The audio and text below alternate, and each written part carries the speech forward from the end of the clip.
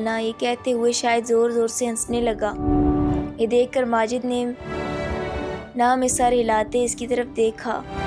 پھر شاہد نے ہماری طرف دیکھتے ہوئے کہا، ویسے دوستو جو بھی ماجد بھائی نے کہا وہ سب سچ ہے، لیکن ایسا سچ جو کہ صرف بھائی اور چچا ہی جانتے ہیں۔ اس لیے تو میرے ابو نے بھی ان کی بات پر غور نہیں کیا تھا، کیونکہ بھائی کے مطابق انہوں نے بھی اس گلی میں تقریباً 15 فٹ لمبی عجیب سی عورت دیکھی تھی، جو کہ 8 فٹ کی دیوار کو ایسے پھلانگ کر ایک گھر میں جا رہی تھی کہ جیسے اس کا ایک پاؤں گھر کے اندر اور دوسرا باہر گلی میں ہی تھا، اور بھائی کے مطابق اس پاؤں کی ایڑیاں آگے کی طرف سے دیکھ کر اس دن بھائی بھی بیمار ہو گیا تھا۔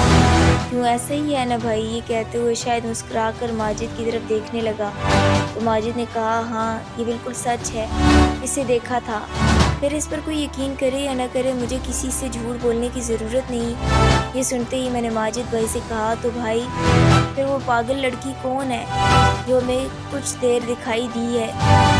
ماجد نے کہا، پہلی بات تو یہ ہے کہ وہ لڑکی نہیں عورت ہے، اور دوسری بات یہ کہ وہ کوئی پاگل نہیں بلکہ شیطانی بدروح ہے۔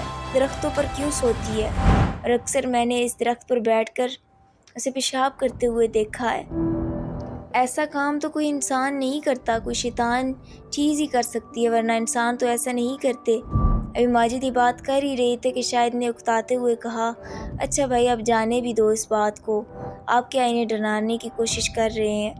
ابھی تو ہم اس گلی میں میچ بھی کھیلنا ہے، اور اگر یہ ڈر گئے تو پھر یہ اس گلی میں نہیں جائیں گے۔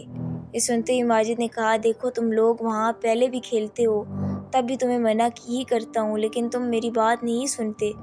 اگر کسی دن تمہارا اس چیز سے سامنا ہو گیا نا، تو پھر تمہیں خود ہی پتہ چل جائے گا کہ میں تمہیں وہاں کھیلنے سے کیوں روکتا تھا۔ یہ کہتے ہوئے ماجد چھت سے نیچے چلا گیا۔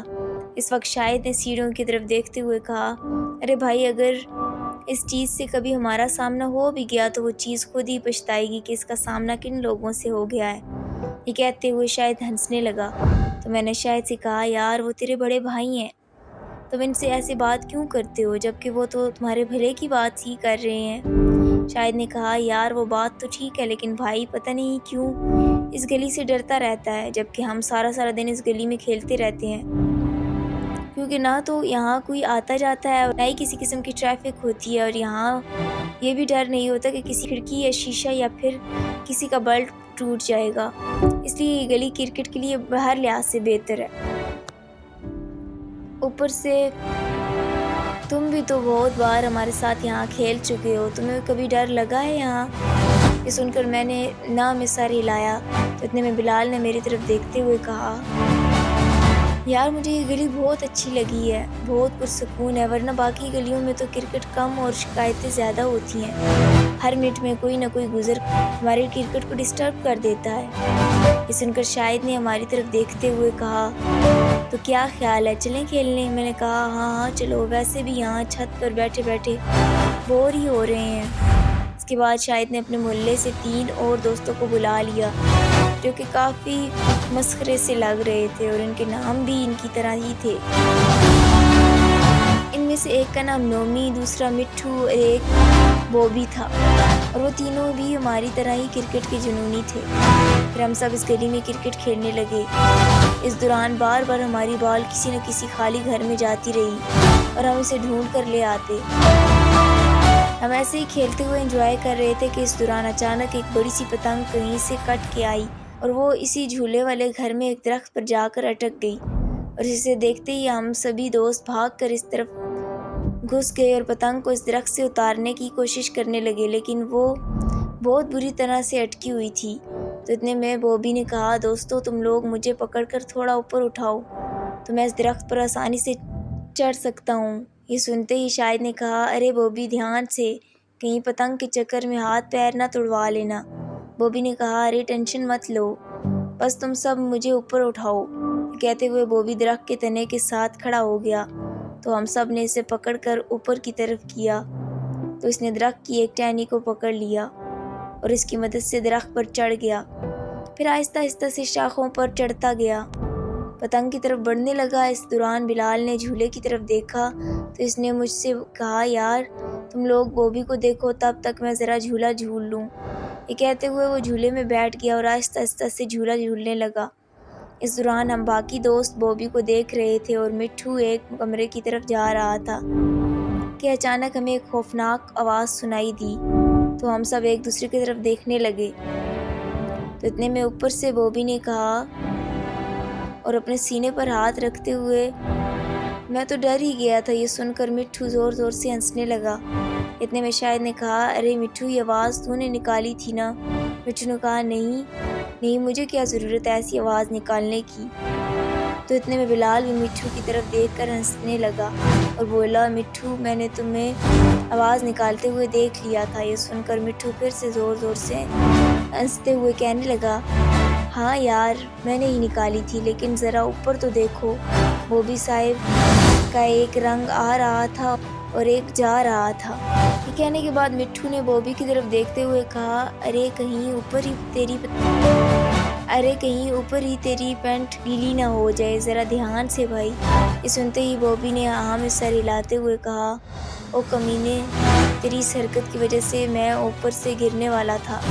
دیکھ اب بھی میرے ہاتھ پاؤں کانپ رہے ہیں، ذرا مجھے نیچے آنے دے، پھر تجھے میں بتاتا ہوں پینٹ کس کی گیلی ہوتی ہے، ذرا میں پتنگ اتار لوں ایک بار۔ بوبی کی یہ بات سن کر ہم سب بھی زور زور سے ہنسنے لگے۔ اتنے بوبی مٹھو کی طرف دیکھتے ہوئے کہا، یار اب ڈرامہ نہ کرنا، مجھے پتنگ اتارنے دے۔ یہ کہتے ہوئے بوبی پھر کے پتنگ کے قریب جانے لگا۔ ابھی وہ پتنگ پکڑنے ہی والا تھا کہ پھر سے ایک خوفناک سی چیخ کی آواز سنائی دی، تو سبھی دوست مٹھو کی طرف دیکھنے لگے، لیکن مٹھو اس بات سے انجان ہو کر ادھر ادھر دیکھ رہا تھا۔ اتنے میں بوبی نے غصے سے مٹھو کی طرف دیکھتے ہوئے بولا، اب اپنا منہ بند کر لے ورنہ میں نیچے آ کر تیرے منہ توڑ دوں گا۔ یہ سنتے ہی مٹھو حیرت انگیز نظروں سے ہماری طرف دیکھتے ہوئے بولا، یار تم سب لوگ مجھے ایسے کیوں دیکھ رہے ہو؟ میرا یقین کرو، اس بار یہ میں نے نہیں کیا، دیکھو میں تمہارے پاس ہی تو کھڑا ہوں۔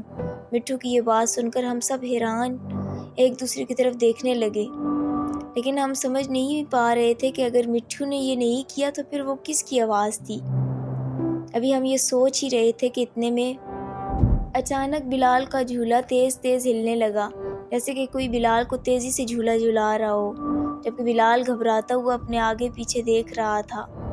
ابھی ہم بلال کی طرف دیکھ ہی رہے تھے کہ اچانک بوبی چیخنے لگا اور ڈرے ہوئے انداز میں جلدی سے درخت سے نیچے اترنے لگا۔ اچانک اس کا پاؤں شاخ سے پھسل گیا اور باقی شاخوں سے الجھتا ہوا نیچے آ کر گرا اور درد سے چلانے لگا۔ ہم نے جلدی سے اسے اٹھایا تو وہ بری طرح کانپتا ہوا درخت کے اوپر دیکھ رہا تھا۔ پھر بوبی نے ہماری طرف دیکھتے ہوئے اپنی کانپتی ہوئی انگلی سے درخت کے اوپر کی طرف اشارہ کرتے ہوئے بولا، وہ وہاں اوپر کوئی ڈراؤنی سی عورت ہے۔ کہتے ہوئے بوبی آہستہ آہستہ سے اس طرف دیکھتے ہوئے پیچھے ہٹنے لگا۔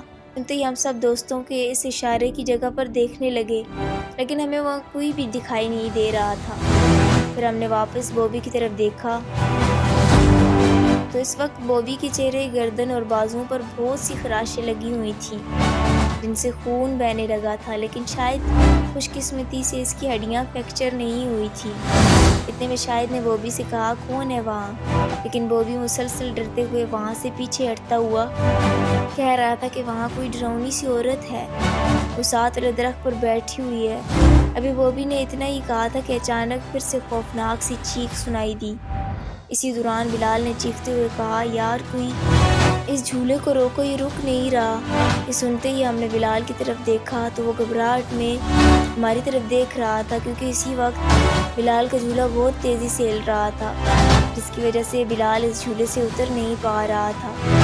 یہ دیکھتے ہوئے نومی اور میں جلدی سے بلال کی طرف بڑھنے لگے تو اچانک ہمیں بلال کے پیچھے بہت ہی خوفناک چہرے والی عورت دکھائی دی، جو کہ بلال کے جھولے کو زور زور سے دھکا دے رہی تھی۔ اس کا چہرہ بہت ہی بڑا اور پوری طرح سے کالا تھا اور اس کی بڑی بڑی خوفناک آنکھیں سیاہ پتلیاں ہی نہیں تھیں، جس کی وجہ سے ان کی آنکھیں پوری کی پوری سفید لگ رہی تھیں۔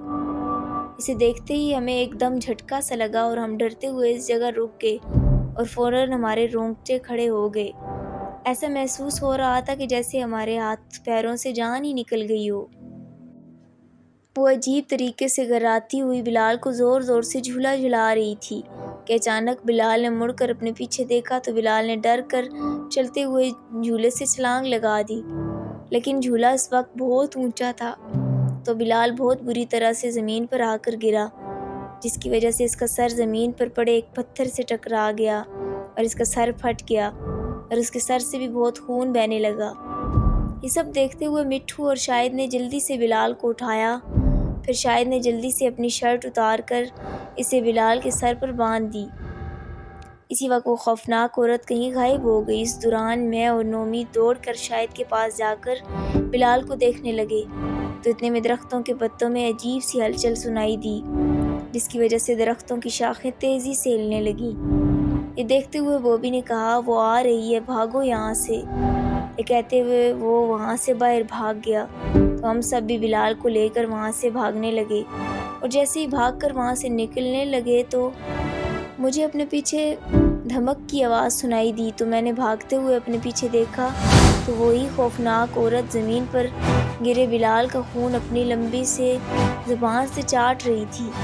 یہ دیکھتے ہی میرا دل دہل گیا اور میں تیزی سے دوڑتے ہوئے سب سے آگے نکل گیا، اور باہر جاتے ہی نومی سے کہا، یار وہ عورت کہاں سے آئی تھی؟ کتنی ڈراؤنی شکل تھی اس عورت کی، مجھے تو اب بھی خوف آ رہا ہے۔ شاہد نے کانپتے ہوئے کہا، یار مجھے تو اب بھی یقین نہیں ہو رہا کہ ہم نے اتنی بھیانک چیز دیکھی ہے۔ یہ کہتے ہوئے شاہد کے دانت بج رہے تھے، کیونکہ بنا شرٹ کے اس کو شدید سردی لگ رہی تھی، لیکن وہ پورے پسینے سے بھیگا ہوا تھا اور خوف کی لہر اس کے چہرے سے صاف دکھائی دے رہی تھی۔ اتنے میں مٹھو نے میرا ہاتھ پکڑ کر کہا، تجھے بھی ڈر لگا نا؟ لیکن اس وقت میری ہمت ہی نہیں ہو رہی تھی کہ میں کچھ بھی بول سکوں۔ ایسا لگ رہا تھا جیسے کسی نے میری زبان ہی بند کر دی ہو۔ اس لیے میں نے ہاں میں سر ہلا دیا اور تیز تیز اپنے دوستوں سے آگے چلنے لگا۔ ابھی ہم اس گلی سے نکلنے ہی والے تھے کہ ہماری نظر بوبی پر پڑی، جو کہ ماجد بھائی کو ساتھ لے کر ہماری طرف آ رہا تھا۔ انہیں سامنے دیکھ کر ہمیں سکون ہو گیا، اور ماجد بھائی نے پاس آ کر پوچھا، تم سب ٹھیک تو ہو نا؟ شاید تمہاری شرٹ کہاں ہے؟ یہ کہتے ہوئے ماجد نے بلال کی طرف دیکھا تو کہنے لگے، ارے کیا ہوا اس سے؟ شاہد نے کہا، بھائی اس کا سر پھٹ گیا ہے۔ یہ سنتے ہی ماجد نے بوبی کی طرف دیکھا اور پھر واپس شاہد کی طرف دیکھا اور کہا، مجھے کوئی کچھ بتا کیوں نہیں دیتا کہ بوبی کو اس طرح زخمی کس نے کیا ہے؟ شاہد نے کہا، بھائی بوبی نے آپ کو بتایا نہیں؟ ماجد نے کہا، نہیں، یہ تو بری طرح سے گھبرایا ہوا ہے، میرے پاس آیا اور کہنے لگا کہ تم سب لوگ مشکل میں ہو، اس لیے میں اس کے ساتھ یہاں آیا ہوں۔ شاہد نے کہا، بھائی بات تھوڑی عجیب ہے۔ یہ سنتے ہی ماجد حیران ہوا، ہم سب کی طرف دیکھتے ہوئے کہا، کیا بات ہے، جلدی بتاؤ مجھے۔ یہ سنتے ہی شاہد نے پہلے پلٹ کر اس گھر کی طرف دیکھا اور پھر واپس ماجد بھائی کی طرف دیکھتے ہوئے کہنے لگا، بھائی گھر چل کر بتاتے ہیں۔ ماجد نے کہا، ہاں ٹھیک ہے چلو، لیکن پہلے بلال کو ڈاکٹر کے پاس لے کر جانا ہے۔ اس کے بعد ماجد بھائی اور ہم سب بلال کو ڈاکٹر کے پاس لے گئے۔ پھر وہاں سے فارغ ہو کر ہم سب دوست شاہد کے گھر بیٹھ گئے، تو اس کے بعد سب نے ہمارے ساتھ ہوئے اس واقعے کے بارے میں ماجد بھائی کو بتایا، تو شاہد کی طرف غصے سے دیکھتے ہوئے بولے، میں نے تم سب کو منع کیا تھا، وہ عورت کوئی شیطانی چیز ہے، شکر کرو کہ تم لوگ وہاں سے زندہ بچ کر نکل آئے ہو، ورنہ وہ تمہارے ساتھ مزید برا کر سکتی تھی۔ ایسی چیزوں کا کوئی بھروسہ نہیں ہوتا، بڑوں کی باتیں مانا کرتے ہیں۔ ابھی ماجد یہ بات کر ہی رہا تھا کہ ابو بھی وہاں آ گئے، تو انہوں نے بلال کے سر پر بندھی ہوئی پٹی دیکھ کر کہا، ارے اس سے کیا ہوا؟ ابھی صبح تو یہ بچہ بالکل ٹھیک تھا۔ پھر ماجد نے اپنے ابو کو بھی ہمارے ساتھ ہونے والے سارے واقعے کا بتایا۔ انہوں نے کہا، دیکھو بچوں، تم لوگ ابھی نہ سمجھ ہو، اس لیے تمہیں پتہ نہیں کہ جب کوئی بڑا کسی ایسی بات سے روک رہا ہو جس میں تمہیں کوئی نقصان یا کچھ غلط ہو تو اس کی بات مان لینی چاہیے، کیونکہ بڑوں کا تجربہ چھوٹوں سے زیادہ ہوتا ہے، کیونکہ انہوں نے زندگی کے اتار چڑھاؤ چھوٹوں سے زیادہ دیکھے ہوتے ہیں، اس لیے وہ ہمیشہ اپنے چھوٹوں کے فائدے اور نقصان کے بارے میں زیادہ جانتے ہیں۔ اس لیے جہاں تک ہو سکے اپنے ماں باپ، بڑے بزرگوں اور بڑے بھائیوں کی بات کو کبھی نظر انداز نہ کیا کرو۔ کہ جو بھی ابھی ماجد نے مجھے بتایا، میں اس کی بات سے اتفاق کرتا ہوں، کیونکہ اس سے پہلے میرے کزن چچی کے ساتھ بھی کچھ ایسا ہی ہوا تھا، لیکن اس وقت مجھے اس کی بات پر یقین نہیں آیا تھا، کیونکہ تب بہت سے لوگ اس بات سے اتفاق نہیں کر رہے تھے، تو میں نے بھی اس کی بات پر زیادہ غور نہیں کیا تھا۔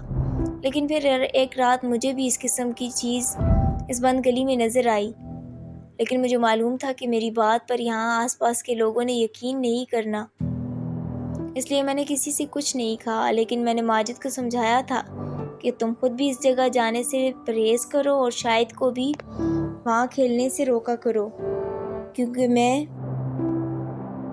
تو سارا دن کام پر ہوتا ہوں، تو ایسے میں تم اپنے بھائی کا خیال رکھا کرو۔ لیکن شاہد نے اس کی بات نہیں مانی اور اپنے ساتھ تم لوگوں کو بھی مشکل میں ڈال دیا، جس کا نتیجہ تم لوگوں کے سامنے ہے۔ انکل کی یہ بات سنتے ہی میں نے کہا، انکل آپ ہمیں بتائیں نا، آپ نے وہاں کیا دیکھا تھا؟ تو انکل نے کہا، ایک رات میں کھانا کھانے کے بعد اپنی چھت پر ٹہل رہا تھا کہ اچانک مجھے کسی کی گھراہٹ کی آواز سنائی دی۔ میں نے چونک کر ادھر ادھر دیکھا لیکن مجھے کچھ دکھائی نہیں دیا۔ پھر اچانک آواز دوبارہ سے آئی تو مجھے محسوس ہوا کہ وہ آواز اس گلی کی طرف سے آئی ہے۔ میں نے فوراً دیوار کے پاس جا کر اس گلی میں دیکھا تو مجھے کوئی عورت گلی میں ٹہلتی ہوئی دکھائی دی، جس کا قد کافی بڑا تھا۔ اس کی آنکھیں رات میں آگ کی طرح چمک رہی تھیں اور میں اس کو دیکھ ہی رہا تھا کہ اچانک اس نے میری طرف دیکھا اور میری طرف دیکھنے کے بعد وہ مزید گھبرانے لگی۔ میں اپنے سامنے دیکھ رہا تھا، میرے سامنے کوئی بجلی کا بڑا سا کھمبا آ گیا، کیونکہ چہرہ بالکل ہماری چھت کی دیوار کے پاس آ گیا تھا اور وہ مجھے آنکھیں پھاڑے گھور رہی تھی۔ یہ دیکھتے ہی میری حالت خراب ہو گئی، میرے رونگٹے کھڑے ہو گئے اور میرے پورے جسم پر خوف طاری ہو گیا۔